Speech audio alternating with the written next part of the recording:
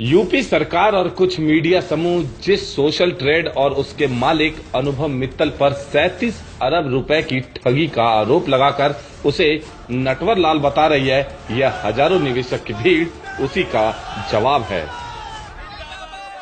Associate के पास अगर office से फोन जाता है इस चीज को वेरीफाई करने के लिए, तो ये चीज सबको पता है, सबको बताया गया है कि आपकी डिस्ट्रीब्यूटरशिप कैंसिल कर दी जाएगी। ये सबको पता है, सबको पता है। प्लीज सब लोग ऊपर हाथ करके इस चीज को सपोर्ट करें। आप बताएं, ये सबको पता है। आपने आजाद भारत में शायद ऐसा पहली बार हुआ होगा कि किसी कंपनी के पक्ष में निवेशक सड़कों पर उतर आए हों, लेकिन पीड़ित यानी ठगी के कथित शिकार लोग कहीं नजर न आ रहे हों। ऐसे में सवाल उठना लाजमी है कि आखिर ठगी हुई तो किसके साथ। ये पहले इतिहास के अंदर ऐसी कंपनी बनेगी और पहली कंपनी हुई है जिसके इन्वेस्टर उनके साथ खड़े हैं, और हम सब लोग 12 लाख लोग हैं, हम लोग 1 लाख लोग नहीं है। अनुभव मित्तल जी ने कई लोगों को जिंदगी जीने के लिए सपने दिए हैं, उनके सपने पूरे किए हैं। गवर्नमेंट को कब से हमारे पैसे की चिंता होने लगी? कौन से गवर्नमेंट ने आके हमें आज तक नौकरी दी और रोजगार दिया?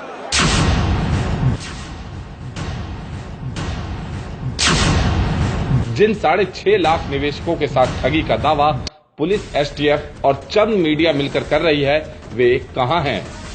दिल्ली के जंतर मंतर पर जमा ये हजारों लोग दावा कर रहे हैं कि सोशल ट्रेड ने उनके साथ ही नहीं बल्कि किसी के साथ ठगी नहीं की।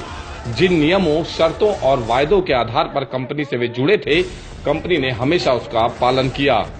अनुभव मित्तल की गिरफ्तारी यूपी पुलिस और उत्तर प्रदेश के कुछ राजनेताओं और गुंडों की साजिश है, जिनके आगे झुकने से कंपनी ने इनकार कर दिया था।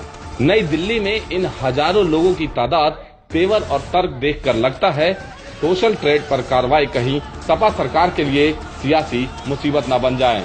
ये जो सवाल उठा रहे हैं वह सपा सरकार की नींद उड़ा सकते हैं। सवाल नंबर 1, क्या कंपनी ने निवेशकों से ठगी की?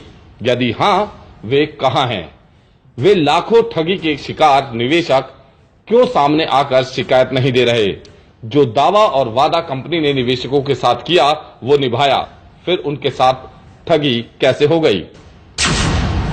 सवाल नंबर 2, क्या कंपनी फर्जी है?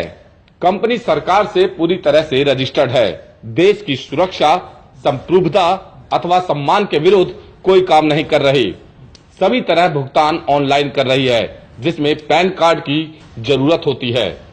सब कुछ सरकार की जानकारी में हो रहा था, तो कंपनी फर्जी कैसे हो गई? सवाल नंबर 3, क्या सरकार के साथ ठगी हुई?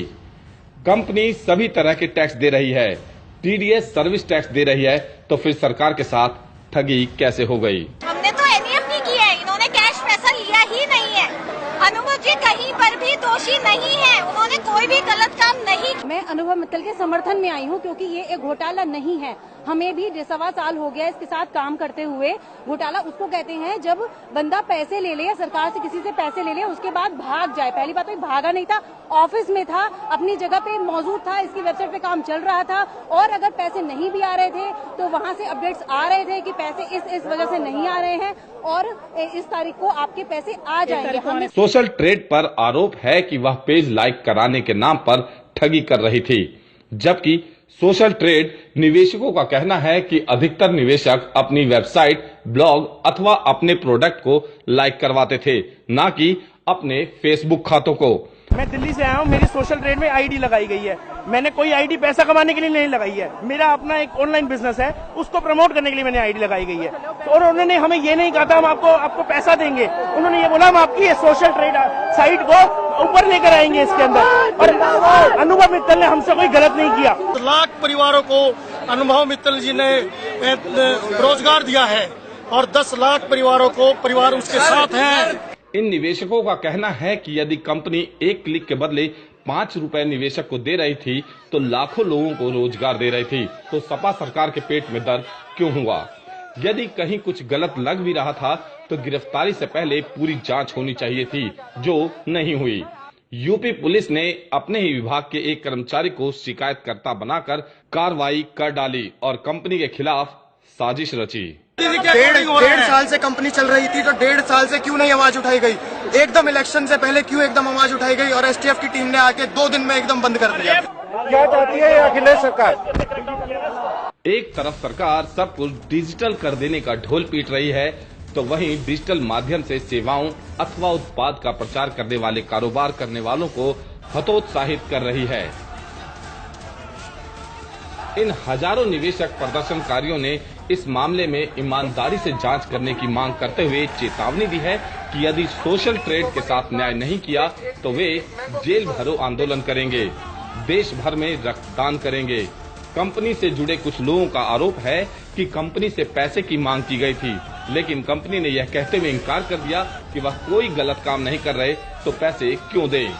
लेकिन यूपी सरकार ने कंपनी को फर्जी बताते हुए न केवल मुकदमा दर्ज किया, बल्कि जांच को पूरी करने से ज्यादा दिलचस्पी कंपनी और उसके अधिकारियों पर कार्रवाई करने में दिखाई। हैरत की बात है कि देश भर में कितनी ही बड़ी बड़ी मल्टी लेवल कंपनियां खुलेआम अवैध काम कर रही हैं, लेकिन उस पर कोई कार्रवाई नहीं हो रही। ऐसे में इन लोगों के आरोप और उन चर्चाओं में भी दम है कि अनुभव मित्तल को केवल पैसे की डिमांड पूरी न करने की ही सजा नहीं मिली, बल्कि बीजेपी के बड़े नेताओं से नजदीकियों की भी सजा मिली है। दिल्ली दर्पण टीवी ब्यूरो रिपोर्ट।